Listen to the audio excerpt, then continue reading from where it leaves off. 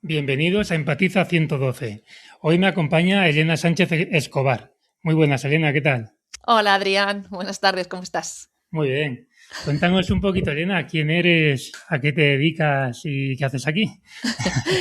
Pues te cuento, yo soy psicóloga general sanitaria, soy experta en crisis y emergencias y ahora mismo, bueno, hace 6 años cofundé Yes, que es una empresa que se dedica a todo el área de intervención psicosocial dentro de las organizaciones. Hacemos evaluaciones de riesgo, diagnósticos, planificaciones, formaciones y lo que es muy importante para nosotros es la intervención psicológica, tanto en un dispositivo de asistencia psicológica permanente como en nuestros dispositivos de asistencia psicológica en crisis y emergencias dentro de la organización. Mm. Trabajáis, tengo entendido que trabajáis con todo tipo de organizaciones, ¿no? Eso es, ahora mismo trabajamos tanto con el sector público como con el sector privado y además tenemos la suerte de trabajar con muchos colectivos que están al pie del cañón, ¿no? Como puede ser Guardia Civil, ASEM 112 Madrid y Salvamento Marítimo, ¿no? Que son colectivos asistenciales y para nosotros es un honor tenerles y trabajar con ellos. Pues si te apetece, vamos a hablar un poquito del trabajo que hacéis con estos tres colectivos, que están muy Ujú, relacionados con el objetivo del podcast. ujú. Y nada, ves contándome. Pues Podemos empezar uno por uno o no sé si tenéis algún proyecto en concreto que quieras destacar. Pues mira, yo si quieres te cuento qué es lo que estamos haciendo con estos colectivos, que al final no deja de ser lo mismo que trabajamos en cualquier otra organización privada, ¿no? Que es el Mm. soporte psicológico permanente, ¿no? Es lo que te nombraba antes, que nosotros denominamos programa de apoyo al empleado o programa de apoyo emocional. Se llaman PAE. ¿Vale? En el argot de salud laboral se conocen como PAE. Entonces, lo que ponemos a disposición de las personas trabajadoras es un dispositivo de asistencia psicológica permanente, está disponible 24 horas todos los días del año, atendidos siempre por psicólogos sanitarios, que son miembros de nuestro equipo, y, por supuesto, completamente confidencial y no se vierte ni se comparte ninguna información a las organizaciones. Y esto es muy importante porque sobre todo lo que vemos en los colectivos asistenciales es que parece que suele estar penalizado, que luego a la hora de la verdad no es así, ¿no? Pero nos da miedo, y ahí me incluyo, ¿no? Como colectivo Ujú. asistencial, parece que si nos rompemos tras las intervenciones, parece que se pone un poco en duda nuestro valor, ¿no? O nuestra valía profesional o nuestras competencias, ¿no? Cuando, como dice una gran compañera que es Mar de Manuel, no somos de teflón. Es decir, nos podemos dañar también, ¿no? Y de hecho es lo esperable que nos dañemos.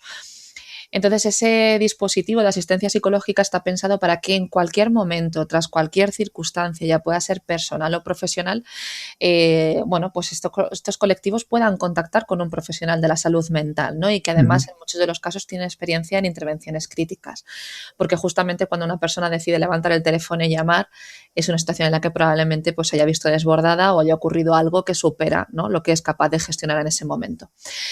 Entonces se interviene a nivel psicológico y terapéutico con estas personas, las sesiones que necesiten y, por supuesto, la empresa o la organización o la administración jamás sabe quién nos llama ni por qué llama.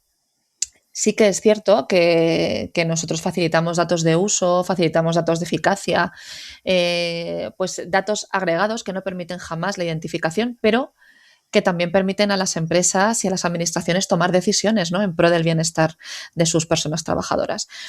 Entonces, este dispositivo de asistencia psicológica completamente confidencial, la verdad es que es muy, muy bien recibido, ¿no?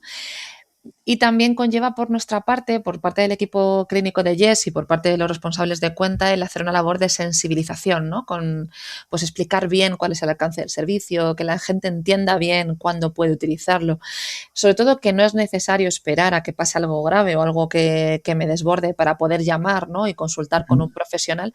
Y sobre todo normalizar al 100% el acceso a un profesional de la salud mental, ¿no? Y como te digo, en los profesionales asistenciales, ¿no? Y en aquellos que están en primera línea, hacer y poner mucho, hacer mucho hincapié en que pedir ayuda, sobre todo tras intervenciones complicadas, no es un síntoma de falta de competencia, sino todo lo contrario, ¿no? Indica que quiero hacer bien mi labor y para Mm. ello tengo que cuidarme yo, ¿no? Si no, es absolutamente imposible. Claro, supongo que en determinados colectivos, como por ejemplo en la Guardia Civil, además estará como más estigmatizado esto de pedir ayuda, ¿no? Entonces, lo de que es anónimo, O sea, la organización no se entera o no pasa nada de información por ahí. Es directamente el guardia, en este caso, el que os contacta sin tener que comunicar nada a su organización. Exactamente. Ellos acceden al servicio a través de un teléfono gratuito que es exclusivo. Cada organización tiene su teléfono gratuito y ellos pueden contactar y solicitar intervención psicológica en cualquier momento y, como te digo, de forma completamente confidencial. La organización no sabe quién nos llama, ni cuántas veces nos llama, ni por qué nos llama. Es decir, como en todas las intervenciones psicológicas, nosotros solamente tenemos que romper confidencialidad cuando percibimos riesgo cierto de daño para uno mismo o daño para un tercero, ¿vale? Pero esto pasaría en cualquier colectivo y con Claro. cualquier persona, ¿no?, que acude a un servicio de asistencia psicológica. Pero salvo esa premisa, el servicio es completamente confidencial. Y es verdad que es un servicio que han recibido, además, la Guardia Civil hace muchísima labor preventiva en materia de salud mental y tienen unos gabinetes de psicología fantásticos que hacen muchísima labor preventiva y es verdad que se agradece y yo soy la primera que pensaba que iba a haber más reticencia a la hora de usar el servicio, pero lo han recibido muy, muy bien, es un colectivo muy, muy agradecido y que está funcionando fenomenal. Pero es cierto que siguen quedando resquicios y yo creo que no es exclusivo de ellos, ¿no? Yo creo que es exclusivo, o sea, que nos pertenece un poco a todos los asistenciales que tenemos ese eh, pensamiento de que somos superhéroes, que tenemos superpoderes y que la propia adrenalina de la emergencia nos lleva a estar a tope y nos dejamos en un segundo plano, ¿no? Y eso es lo que no, ese es el error en el que no podemos caer, porque si no, no podemos realizar nuestra labor. Y nos puedes contar un poquito, respetando absolutamente la confidencialidad, pero el tipo de casos o motivos de consulta que estos intervinientes, o sea, me interesa sobre todo tema de 112, Guardia Civil y Rescate Marítimo, Ujú.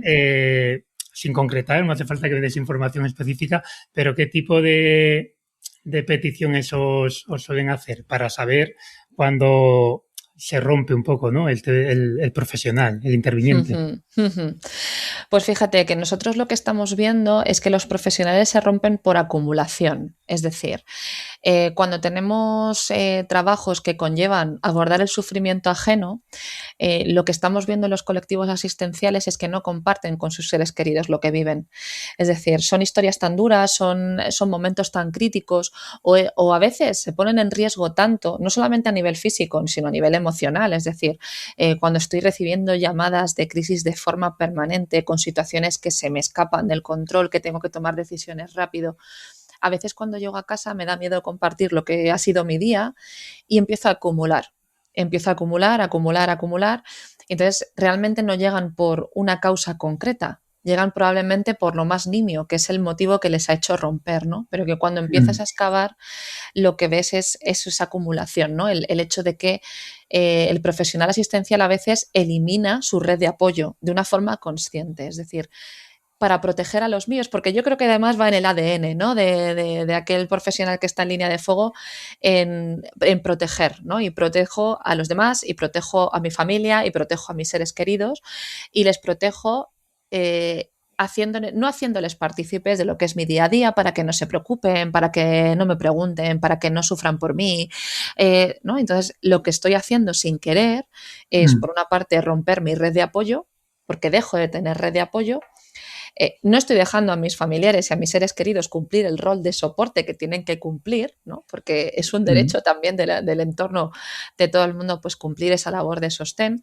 Y a veces recurro sobre todo a mi entorno profesional, ¿no? Es decir, mis pares, que son los que conocen bien lo que ocurre, que son los que conocen bien mi realidad, pero a veces eso tiene un riesgo muy importante y es que a veces recurro o puedo recurrir a personas que no tienen las competencias necesarias o suficientes para sostenerme, ¿no? O que me pueden dar, bueno, pues determinadas indicaciones que pueden no ser muy sostenibles a largo plazo.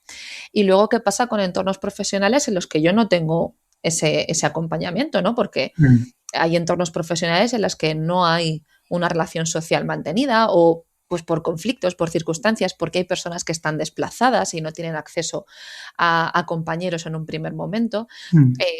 Bueno, pues puede que me encuentre en una de esas dos circunstancias y si todo el peso del sostén emocional está en el trabajo y por circunstancias como las que te digo, no tengo ese apoyo, pues tenemos a personas que están aisladas. Entonces, ¿qué es lo que hacen? Aguantan, porque somos muy buenos aguantadores, lo diré, pero claro, tendemos a, pues, bueno, pues a echar mano pues, de herramientas de gestión, pues como te digo, que pueden ser en el corto plazo sostenibles, pues me centro en el deporte, me centro en la alimentación o me centro en, pues salgo a tomar una caña y se me pasa y así se me olvida. Más evadir que afrontar, ¿no? Exactamente, exactamente, ¿no? Entonces, y eso pues en el corto plazo me ayuda, pues evidentemente, claro, tiene una función, pero a largo plazo no va a ser sostenible. Y cuando eso ya empieza a no ser sostenible es cuando levantan la mano, ¿no? Pero yo creo que pasan por muchas fases y que a mí me encantaría llegar antes, ¿no? Llegar antes a esas personas. Es como que ya se pide ayuda cuando ha fallado todo, ¿no? Que Sí, sí, quizás sí. a veces puede ser ya tarde. Bueno, tarde, imagino que siempre hay remedio, pero que hubiera sido mejor o más fácil de, Sí, ¿no? sí, lo que pasa que es verdad que en los colectivos asistenciales o emergencistas, pues, seguro que tú lo has escuchado alguna vez, va implícito en el puesto, para esto es para lo que me he entrenado, para esto es para lo que me he preparado, esto es lo que se espera de mí, ¿no? Sí. Y bueno, claro que esperamos que de ti que estés en los momentos donde nadie quiere estar, ¿no? Porque al final es lo que hacemos, estar cuando nadie quiere estar, pero nadie está esperando que no te rompas o que no te duela o que no te afecte, ¿no? Entonces son dos cosas muy, muy diferentes y no podemos unir lo que se espera de mí es que siga adelante, ¿no? Sin ningún tipo de consecuencia. Y al final es absolutamente inevitable, ¿no? Cuando trabajas con personas. Además, lo veía hace poco estuve en los cursos de verano de la Complutense, justamente hablaban de colectivos asistenciales y que era un colectivo cuyo compromiso era tan grande que había un riesgo de burnout brutal. Y claro, porque damos tanto de nosotros a los demás, a Mm. estar bien para el otro, somos tan exigentes cuando algo falla o cuando algo no se ha hecho según nuestras expectativas, apostamos tanto por lo que estamos haciendo que es muy difícil, ¿no? Que toda la vocación que tenemos de labor hacia el otro sostenga todo ese peso, ¿no? Y, bueno, pues para eso estamos los profesionales de la salud mental, ¿no? Para acompañar en ese proceso, claro. Has nombrado antes, que me he sentido identificado cuando lo has dicho, lo de que llegas a casa y que o por no cargarlos o porque a lo mejor, yo qué sé, son cosas desagradables, que sabes que tu familia es más sensible y no va a ser algo agradable para ellos, al final no ventilas lo que tienes que ventilar. Si no tenemos la suerte de que nuestra organización tenga un servicio contratado como el vuestro, ¿qué podemos hacer? O a ver si me puedes dar algún consejo. Pues mira, yo lo que te diría es lo primero, o sea, construir esa red. Es decir, es que somos a veces, como te decía, pensando en proteger a los demás, nos les dejamos cumplir su rol y a veces nuestro entorno familiar está deseando echarnos una mano, compartir con nosotros, escucharnos. Eh, y probablemente no van a saber qué decirnos. Claro, pero si a tu pareja le da miedo la sangre, no le vas a contar, no le Bueno, vas a contar con todo detalle lo que has vivido y tal, que a veces son escenas muy gore. claro, Entonces, exactamente. Bueno, pero se puede ventilar escogiendo, ¿no? Un poco la profundidad del relato, es decir, oye, hasta dónde cuento, y a veces incluso ni siquiera es necesario, ¿no? Contar absolutamente todo con todo lujo de detalles. Eso el entorno muchas veces no lo necesita y si lo necesita lo pregunta, ¿eh? O sea, es decir, porque a veces necesitamos saber y lo preguntamos, pero es que ni siquiera les damos la oportunidad. Y si yo he tenido un día duro porque he tenido una intervención que ha conectado conmigo, ¿no? O que pues de repente no ha salido como esperaba, o porque ha habido mucha carga, o porque ha habido mucho estrés, o porque ha salido un aviso detrás de otro y no he podido ni descansar, pues a veces narrar simplemente esto, el día ha sido duro por esto, por esto, por esto, sin entrar en un detalle, ¿no? Macabro que pueda alterar un poco la sensibilidad de nuestro entorno, es más que suficiente, ¿no? Porque a veces el simplemente hecho de verbalizarlo, ordenarlo en mi cabeza, construir un discurso que sea entendible para el otro, ya es terapéutico. Y no hace falta ir al detalle más escabroso. lo que pasa, y esto lo tengo reciente porque o sea, me pasó en mi última guardia, a veces es una propia sensación, como puede ser un olor o un contexto, lo que te produce el impacto. Entonces, claro, a la hora de verbalizar eso, te tienes que meter en el detalle. Claro, o sea, no voy a dar muchos detalles, pero bueno, una persona que llevaba 2 días en casa, o sea, que se había caído en casa, Claro, nadie la había asistido y se la encuentran, lógicamente, pues con orina, con heces, claro, claro, con todo. Una imagen así muy, muy grotesca, ¿no? claro. Claro, si yo quiero ventilar un poco eso, me tengo que meter en el detalle. A lo mejor lo hablo con mi familia y dice, ay, no me cuentes esas cosas. Bueno, pero si tú ya les estás dando la oportunidad de que te digan, uy, hasta ahí no, ya al menos has hecho algo, ¿eh? Que es que hay personas que ni siquiera dan esa opción, ¿no? Muchas veces es verdad que te puedes quedar en, mira, hoy el día ha sido grotesco, no te puedo decir por qué, pero Sin el día ha entrar en sido, detalle. sin entrar, ha sido absolutamente grotesco, ¿no? Y es verdad que, mira, ahora que dices de los olores, yo estuve haciendo intervenciones de diffusing con los intervinientes en Arguineguín, de salvamento marítimo, cuando hubo, bueno, pues un proceso de migración masivo que terminaron todos en el puerto de Arguineguín y fue muy complicado, ¿no? Y una de las cosas que aprendí, y fíjate, para mi propia intervención, no es justamente el impacto en el bienestar emocional de los olores. ¿No? Es decir, que es Mm, algo que de repente, bueno, pues no entra en ¿no? Nuestra baraja de posibilidades. Y justamente nos decían, ¿no? El hecho de, claro, ellos mismos llevan unos a otros tejiendo estrategias y ellos lo que hacían es se ponen bips, papurups debajo de y la... nosotros utilizamos, ese era el truco de antes. Ahora utilizamos como una cosita que te pones aquí en la nariz, Sí, sí, sí. que está como mentolado, pero Y te ayuda, ayer sí. no lo llevaba. Ayer, vaya por Dios. No, pues yo ya que ya como soy vieja, ya los trucos son antiguos, pero es verdad que, a ver, al final no eres consciente, ¿no? De estas Sí. cosas. Y es verdad que dices, jolín, y al hacer partícipe a una persona de ello no quiere decir que vaya a decir, Dios mío, qué Mm, horror. No, sino, jolín, pues no lo había planteado, no lo había entendido mm. y oye, pues ¿cómo te puedo ayudar? ¿No? ¿Cómo te puedo acompañar? O venga, ¿te apetece que hoy cenemos algo que te guste, un olor maravilloso que te conecte con una emoción mucho más positiva, pues oye, a lo mejor puedo compensar por ahí, pero tengo que dar esa opción, ¿no? Es decir, ya te digo, entender que si, oye, si la otra persona me dice, uff, no me cuentes, pues no me cuentes, pero sí que tenéis que buscar la opción de ventilar y de contar y de verbalizar que hoy ha sido un día duro y no pasa nada, hoy ha sido un día duro y me encuentro mal. Y a lo mejor me tengo que ir sobre todo, fíjate, muchas veces también para validar vuestras necesidades. Es Mm. decir, a lo mejor, pues, hoy ha sido un día duro y a lo mejor pues te han dicho, oye, no entres en lujo de detalles porque nos supera, pero hoy ha sido un día duro y necesito acostarme antes. ¿No? Claro. Entonces, validar un poco que el entorno también entienda de qué forma puede ayudar. A lo mejor tú vienes sobreestimulado de una intervención y lo que necesitas es silencio. Mm. Y necesitas validar esa necesidad y decir, oye, yo llego a casa, pero hoy no me apetece hablar, necesito silence. Y me voy a meter a la habitación, por favor, dejarme descansar, ¿no? Y oye, pues luego te cuento, pero dejarme. Entonces, validar Mm. también la necesidad, ¿no? El hecho de que podáis tener en un momento determinado a consecuencia de una intervención.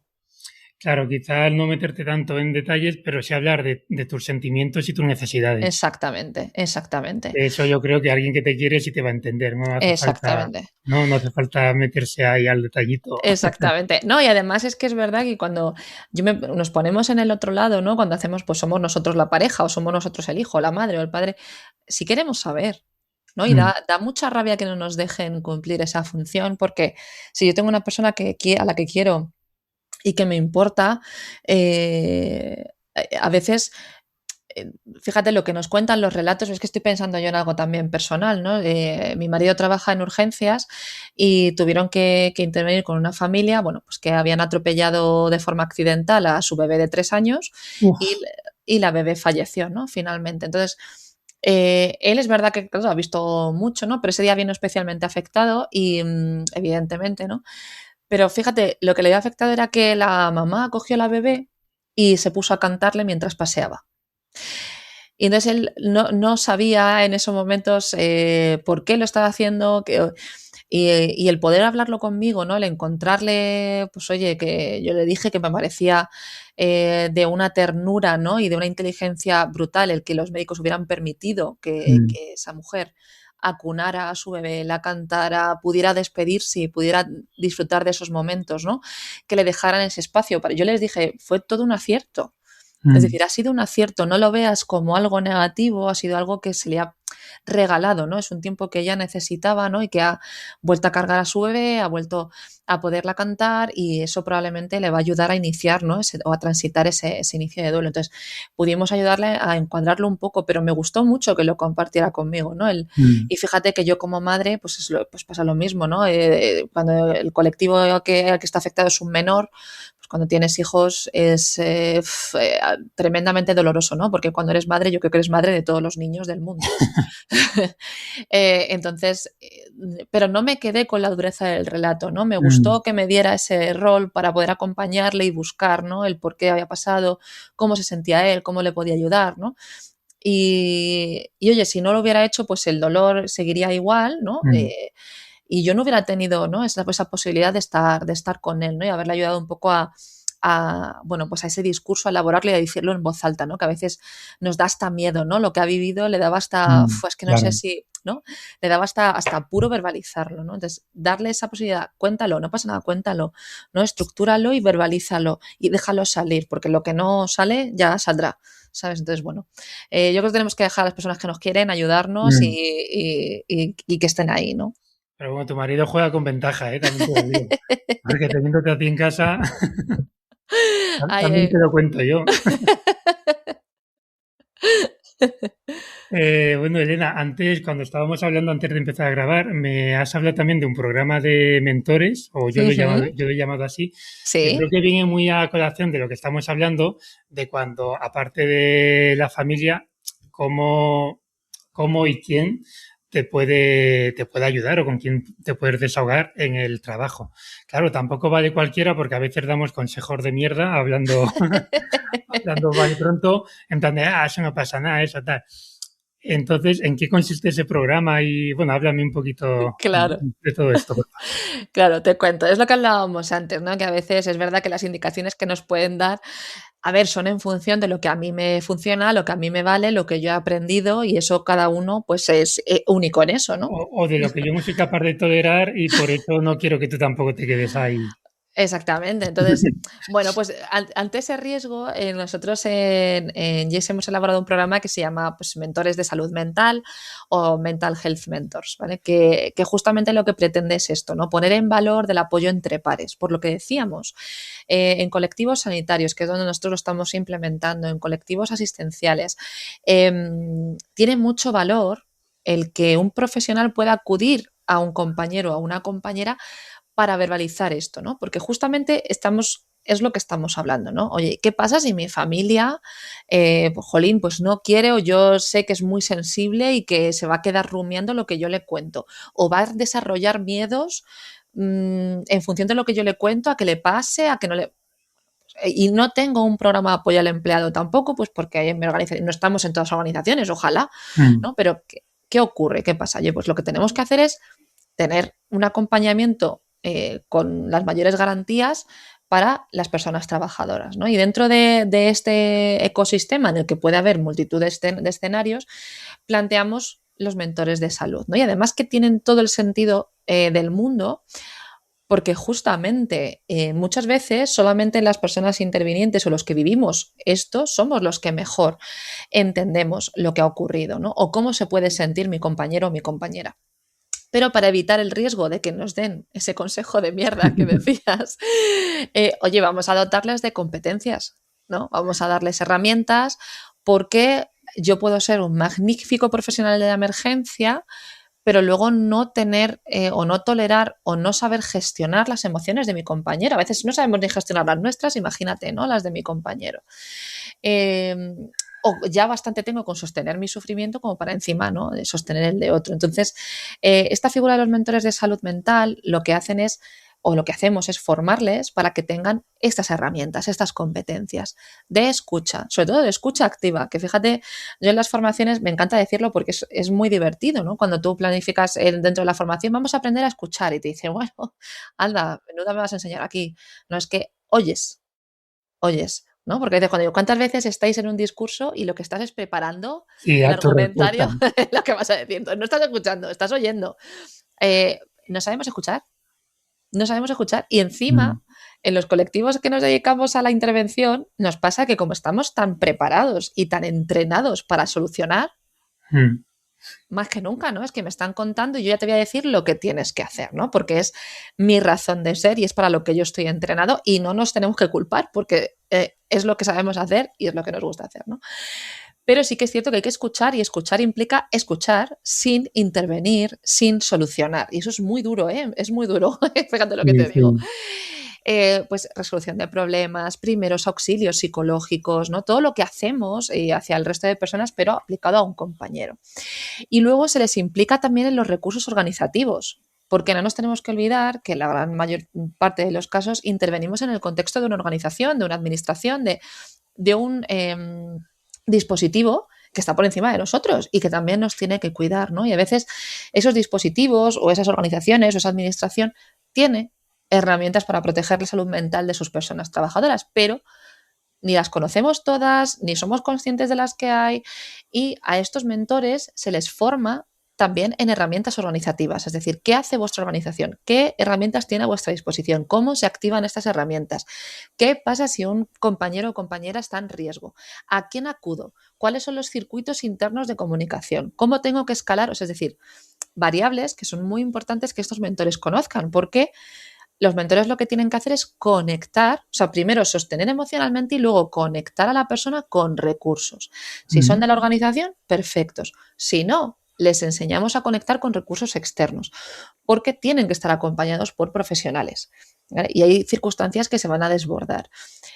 Les enseñamos a ponerse límites, porque ahí no estamos interviniendo, estamos acompañando a un par, y además les enseñamos autocuidado, que también es muy importante, ¿no? Luego es verdad que esas formaciones siempre van acompañadas de grupos de intervisión con nuestros expertos, ¿vale? Para que puedan comentar, porque estamos hablando de que hay colectivos intervinientes que son psicólogos y hay colectivos intervinientes que son médicos y colectivos intervinientes que son enfermeros, y, o sea, que decir, hay muchos colectivos intervinientes. No todos tenemos por qué saber cómo se acompaña en un momento determinado una circunstancia de riesgo, una adicción, ¿no? Entonces, hay cosas que se nos pueden escapar del campo y necesitamos a profesionales que nos acompañen. Entonces, en esos grupos de intervención trabajamos con todos los mentores casos concretos que han visto, que han percibido, cómo lo han afrontado y si nosotros podemos aportar algo desde nuestra perspectiva, bien a nivel de recursos, bien a nivel profesional, bien a nivel técnico. Y se hacen, por supuesto, formaciones de refresco, porque tratar a las personas, ¿no? Y yo creo pues, que las personas que nos escucharán están completamente de acuerdo, es lo más difícil que hay en el mundo, lo más difícil que hay en el mundo, ¿no? Y somos unos valientes y nos dedicamos a la intervención, pero a veces no tenemos por qué saber hacerlo todo, ¿no? Entonces, esta formación, la verdad es que la reciben súper bien, porque hay veces que, como te digo, ¿no? Hay colectivos o hay profesionales que no quieren externalizar lo que les ocurre, no quieren contárselo a una persona externa. Claro. Porque temen no ser comprendidos, porque temen ser, como tú no sabes lo que yo estoy viviendo, ¿cómo vas a entender lo que me pasa? ¿No? A veces en el imaginario está un poco ese speech, ¿no? Es que no van a saber lo que me ocurre, no has pisado la emergencia, no sabes, ¿no? Lo que estábamos hablando. Yo por mucho te decía antes, ¿no? Yo he gestionado muchísimas emergencias y no he pisado una emergencia nunca, ¿no? Entonces, hay cosas que a mí, por mucho que yo quiera entender, se me van a escapar, ¿no? Pero sin embargo, un par que ha estado conmigo Claro. y que ha estado en el día a día puede hacer mucho mejor esa labor de soporte y nos aseguramos de que las personas de los equipos siempre acceden a un recurso que esté capacitado para eso, ¿no? Y es como una especie de radar, ¿no? Es un radar que está midiendo el estado emocional de los equipos y que además tiene las competencias para decir, oye, creo que lo que te está pasando convendría que lo comentáramos internamente, podemos acudir a esta persona, podemos activar este recurso, a lo mejor necesitamos hablar con salud laboral para que te dé unos días, o sea, hay muchas formas de poder acometer ese acompañamiento. Entonces, es un proyecto que lo estamos, ya te digo, implantando tanto en sector público como en sector privado y está funcionando súper bien, porque además hay gente, yo te decía al principio, ¿no? Acompañamos a las organizaciones en la selección de esos perfiles, pero es que cuando llegamos a las organizaciones, la gente ya se ha preseleccionado sola, porque siempre hay personas que tienen esa capacidad y esa tendencia para estar para los demás. Entonces, los mentores se han seleccionado ya en la organización, entonces solo nos queda formarles, ¿no? Y ahí acompañamos, por supuesto, a esos mentores en la tan importante labor que tienen que realizar, claro. ¿Y cómo se puede convencer a una organización de que este programa de mentores le va a ser beneficioso. O sea, ya desde las organizaciones sabemos que van por si les sale rentable el dinero que invierte o no. Y yo entiendo que esto es muy rentable, porque al final vas a evitar muchos problemas, muchas bajas. ¿Cómo, si yo quiero convencer a mi organización, cómo se lo tengo que vender? Claro. Bueno, lo primero es verdad que es evidente que la rentabilidad de los proyectos siempre es importante, ¿no? Mm, Pero pensar en la capacitación de las personas es que no tiene valor, o sea, es incalculable, me refiero, ¿no? Porque al final tú lo que estás haciendo es, por una parte, tener a las personas en tu organización con unas competencias absolutamente estratégicas, ¿no? En la gestión tienes un ejército de trabajadores que está haciéndote una labor de detección absolutamente brutales, cosas como los detectores de humo, ¿no? mm, Un detector de humo, ¿cómo mido yo esa repercusión en mi organización? Bueno, pues porque yo sé que si hay un humo y hay un fuego me va a avisar antes de que se me queme la oficina, ¿no? Pues previene un riesgo muchísimo mm, mayor y que al final va a ser muchísimo más costoso para la organización, como son personas. Fíjate, ya no solamente personas que se rompen y que dejan de acudir a su puesto de trabajo, ¿no? Y que por circunstancias les han dado una baja laboral y entonces tengo una persona que no está en su puesto de trabajo. Es que voy a tener personas que van a dejar de ser operativas. Voy a tener personas que aunque están en su puesto de trabajo no están rindiendo. Y yo, en mi alta dirección, soy absolutamente incapaz, no porque no tenga competencia, sino porque mi labor es otra en la organización, ¿no? Y no voy a mm. saber lo que está ocurriendo. Entonces, tener esos detectores de bienestar y de salud mental lo que me está garantizando es prevenir un coste muchísimo mayor. Entonces, todo lo que tenga que ver con el abordaje de la salud mental tiene que ser visto desde la inversión. Es decir, yo estoy invirtiendo, no me estoy gastando. Estoy invirtiendo en tener personas más formadas, más capacitadas, con más herramientas para la gestión emocional y que además no solamente ellas, sino que van a ayudar al resto de equipos. Y que si alguien no puede, a mí me va a llegar. Porque la alta dirección es muy difícil que se entere de personas que están en sufrimiento y se entera cuando ya esa persona supone una baja, ¿no? Por los costes Mm. que conlleva, y etcétera. Entonces, hay que verlo desde el prisma de que uno, por supuesto, es una obligación cuidar del bienestar y la salud mental de los trabajadores, pero más allá de ese marco legal y normativo, es que es una inversión que estamos haciendo en tener personas con Mm. competencias y con un margen estratégico absolutamente brutal para la organización. Ahora que dices eso de que es una obligación de la organización, entiendo que incluso a través de los servicios de prevención de riesgos es donde se pueden, ¿no? De donde se puede sacar el presupuesto para este tipo de formaciones o de intervenciones. Eso Digo es. A yo. ver, sí, hay varios actores dentro de una organización que pueden estar involucrados en todo lo que tiene que ver con materia de salud mental.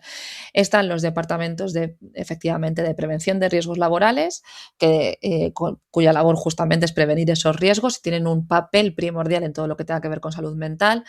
Luego, todo lo que tiene que ver con recursos humanos o con direcciones de personas, es decir, también hay una pata muy, muy importante que tiene que ver, obviamente, con el bienestar de las personas. Y luego incluso los departamentos de compliance, que son aquellos que se dedican al cumplimiento normativo dentro de la organización. A más, relaciones laborales, exactamente lo mismo. Es decir, hay muchos actores que al final confluyen en el cuidado del trabajador. Nosotros, por ejemplo, en Yes tenemos, dependiendo de la organización, tenemos un interlocutor u otro, indistintamente. Es decir, desde donde se haya implementado esa estrategia o desde donde haya surgido, vamos a tener un interlocutor u otro. Pero todos son importantes en lo que en materia de salud mental se refiere, desde luego. Genial. Otro tema que hemos estado hablando antes de empezar a grabar era el trabajo que estáis haciendo con Metro de Barcelona, ¿verdad? Ujú, ujú. Sí, y que Eh, además sí, sí, no, dime. bueno, yo es que ya me lanzo, yo a mí es que me encanta. Sí, para nosotros es un honor trabajar y, por ejemplo, mira, en Metro Barcelona trabajamos de la mano de prevención de riesgos laborales y con Ferran Alguera, que es un compañero absolutamente maravilloso. Y lo que hacemos es poner en marcha un dispositivo de asistencia psicológica a maquinistas o a motoristas, mejor dicho, cuando sucede un arrollamiento, ¿no? Es decir, es un riesgo al que, bueno, pues al que están expuestos aquellas personas que se dedican a manejar o a conducir trenes en este caso de metro, ¿no? Y Metro Barcelona lo lleva haciendo muchísimos años, nosotros llevamos colaborando con ellos 2 años y además tienen un proyecto maravilloso que han hecho con la Universidad Autónoma de Barcelona, que es la de colgar cartelería dentro de los andenes, ¿no? Exhortando a la gente a que pida ayuda si se lo está planteando, si tiene una situación de dificultad. Y si lamentablemente, pues al final hay una persona que, bueno, pues que se arroja a las vías del metro, obviamente tenemos a maquinistas que son las que arrollan a esas personas. Las arrollan de forma completamente involuntaria, pero hay una parte en la que ellos son los que están conduciendo el vagón, ¿no? Y es muy difícil, es muy, muy difícil, muy complicado, sobre todo, como te comentaba, ¿no? Cuando ellos son conscientes de ese arrollamiento, que se gestione y que se integre de una forma que sea lo menos dañina posible, ¿no? Y tenemos un servicio de asistencia psicológica 24 horas y en este caso son los mandos los que nos activan, es decir, son ellos los que ofrecen el servicio a los motoristas cuando ha ocurrido un suceso así y solicitan, siempre con su, por supuesto, con su beneplácito, que el equipo de psicología les contacte, ¿no? Y es una intervención que se hace en el momento para que ellos puedan tener un espacio para ventilar, para encuadrar, también para determinar qué medidas se toman con respecto a su reincorporación, pues descanso, etcétera. Y es un servicio absolutamente maravilloso y que valoran muchísimo, ¿no? Y para nosotros es un lujo estar trabajando en ese proyecto con Metro Barcelona. Cuando me lo has contado, me he acordado de un caso que tuve yo de una persona que, bueno, porque decidió suicidarse en la vía del tren, apoyando la cabeza en lo que es el raíl. Y claro, al rato nosotros en principio fuimos para ver a la víctima, evidentemente no había nada que hacer, pero al rato apareció por ahí el maquinista. Bueno, yo lo llamo maquinista, no sé si. Sí, es que depende. Es que el Metro Barcelona es motorista, pero si es tren es maquinista. Es que depende si llevan una máquina o un motor. Y claro, y fue una sensación, porque nosotros como equipo sanitario, pues tampoco sabíamos muy bien cómo intervenir con él. Él es verdad como que le quitaba mucha importancia, ya no sé si porque estaba disociado o porque realmente no le afectó, pero sí que es verdad que son situaciones que no sabes muy bien cómo intervenir. O al menos nosotros tres, digo nosotros tres porque somos médico, enfermero y técnico, sí que dijimos necesitas algo, tal, pero tampoco sabíamos muy bien por dónde llevarlo en ese momento.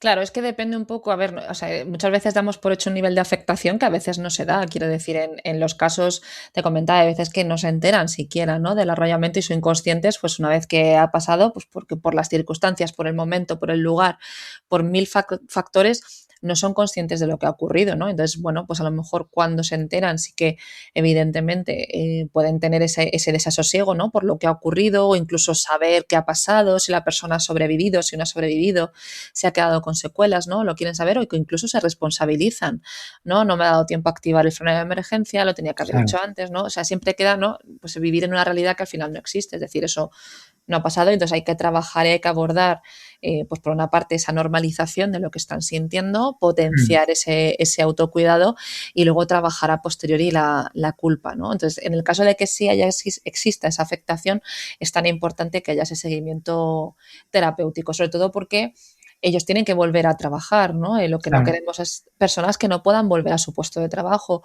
o que vuelvan con miedo o que asocien sonidos, determinados caminos a lo que ha ocurrido, ¿no? Entonces, un acompañamiento temprano e inmediato lo que nos está ayudando es uno a detectar de forma temprana a personas que por sus circunstancias, pues a lo mejor que no es la primera vez que haya pasado, ¿no? Y ahí ya tenemos un factor de riesgo. Pues cómo lo ha afrontado otra vez, qué pasó, es decir, tenemos que conocer bien su historia para poder abordarlo de manera temprana, detectar estos factores de riesgo para poder trabajar junto a la persona y asegurarnos que esa persona puede incorporarse a su puesto de trabajo en las mayores garantías, ¿no? Porque no queremos gente que esté al final sufriendo o que tenga miedo a la repetición o que tenga miedo a que vuelva a pasar, ¿no? Entonces, se trabaja con ellos. Precisamente cuando me has contado esto, me ha venido una anécdota de cuando yo estudiaba, no sé si fue en cuarto de la ESO por ahí, un profesor de filosofía intentaba plantear que si tú sientes culpa es porque algo has podido hacer para evitarlo. Y yo le dije, no, espera, es que aquí viene lo bueno. Y yo le puse precisamente este ejemplo. Yo le Claro. dije, y un maquinista, por ejemplo, porque si es con un coche, bueno, a lo mejor te puedes decir, no, si no me hubiera echado por aquí, pero si un maquinista tal y el profesor de filosofía en ese momento, no, no, vamos, lo dejé Sí, no fuera por de combate. imposible. Porque claro, Claro, son situaciones que ahí es que la culpa está, pero realmente no tienes margen de acción. no, no, es que al final, vamos a ver, bueno, claro, no nos ven, pero yo estaba poniendo unas caras de pánico cuando me Sí, estabas sí, sí. contando eso, porque, Dios mío, ¿no?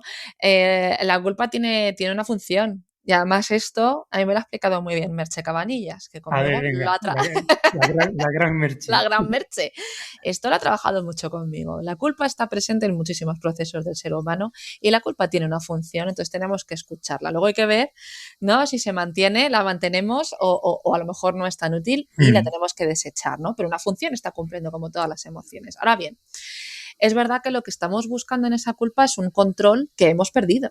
mm, O sea, es decir, si de repente yo creo que es que hubiera podido activar el freno de emergencia antes, lo que me estoy diciendo es, ya sé lo que tengo que hacer para que esto no me vuelva a pasar. Porque preferimos vivir con la culpa a convivir con la incertidumbre de la ausencia de control. Es decir, hay cosas que se escapan a nuestro control. claro. Y esto asusta muchísimo. Y es mejor vivir con culpa y pensar que podíamos haberlo evitado, porque eso significa que tenemos las cosas bajo control, Mm. a decir, soy un muñeco en manos del azar y a veces hay cosas que se escapan a lo que yo puedo hacer, ¿no? Entonces, bueno, entender este proceso supone trabajarlo, abordarlo y que nos acompañe y que nos ayude, ¿no? Yo creo que el mensaje de este docente un poco dañino, ¿no? Pero No, yo bueno, creo que era muy general, pero claro, le puse justo el ejemplo que ahí no hay por dónde salir. dijiste, a ver la filosofía ahora, a ver qué hace. Nada, que cuando me das cuenta me he ido a Sí. eso. Bueno, Elena, hemos tratado un poquito los tres temas que de lo que tú me has contado era lo que más me ha llamado la atención. Uh No -huh. sé si hay algo que te hayas dejado en el tintero que creas que sea de interés.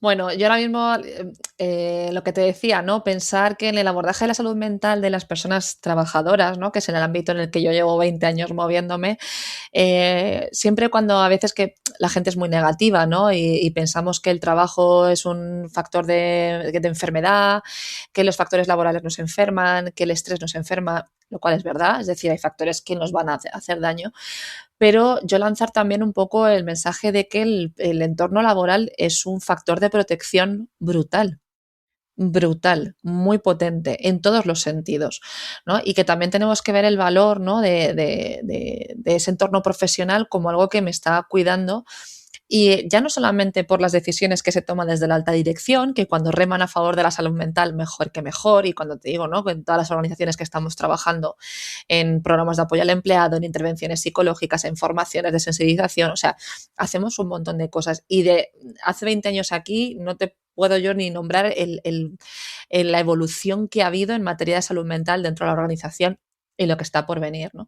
Pero que también veamos los entornos profesionales como lugares que nos cuidan y, sobre todo, donde podemos encontrar recursos que nos acompañen, bien sean profesionalizados o bien sean por el sostén emocional, ¿no? De los compañeros. Entonces, a los compis que nos estén escuchando, que se dedican a la intervención, pues poner un poco el valor, lo que decíamos antes, no os cortéis las alas, ventilad, ¿no?